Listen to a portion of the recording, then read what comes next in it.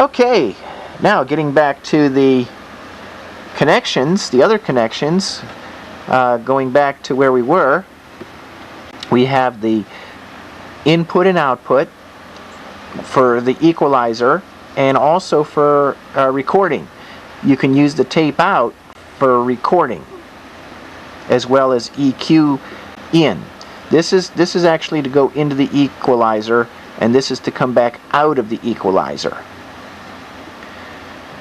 So that's what those two are for. Equalizer, or the output jack alone could be used for recording. This one is the auxiliary jack for any type of audio source. CD player, tape player, radio tuner, VCR, DVD. This one is what they call a mix bus. And what that allows you to do is hook up two amplifiers of the same type so that you can expand your inputs and also your outputs if you wanted to. So like if you wanted to run stereo, stereo source, you could actually plug in like the left channel on this amp and then the right channel on the second amp and use the mix bus to mix the two together.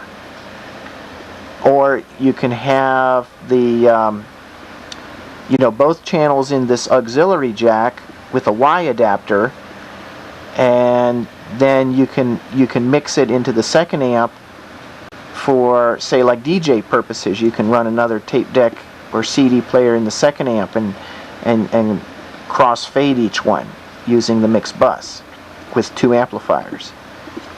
And then these jacks are for the phono.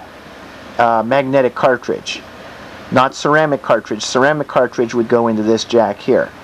The magnetic cartridge phonos would go in here, and that's a stereo input, but it would come out mono. And then this switch right here is the phono and microphone 4 input selector. So depending on where it's switched, that's what you'll get out of input number 4 and output number 4. And then of course you have the 4 XLR microphone jacks and the 4 1/4-inch jacks for microphones, or line inputs if you wanted to. Just keep in mind that the 1/4-inch jacks, the line inputs, they might be a little more sensitive than the RCA input.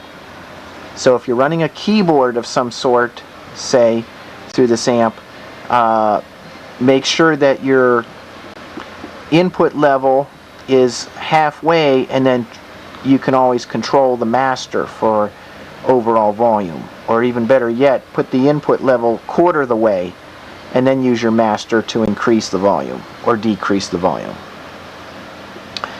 So that's an overview of the MPA 95 Radio Shack amplifier. And now I'm going to go ahead and wrap this cord back up again, because I'm going to be taking it with me tonight, because tonight I'm going to go perform, or actually rehearse, for the play Guys and Dolls. And this is going to make a good monitor amp for me for that. So I wanted to show it to you before I put it in my blue box here.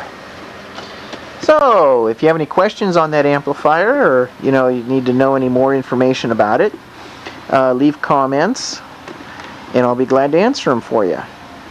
Or questions, leave any kind of questions or comments. So until next time, this is Music Man 0150 signing off, and hope you have a great day.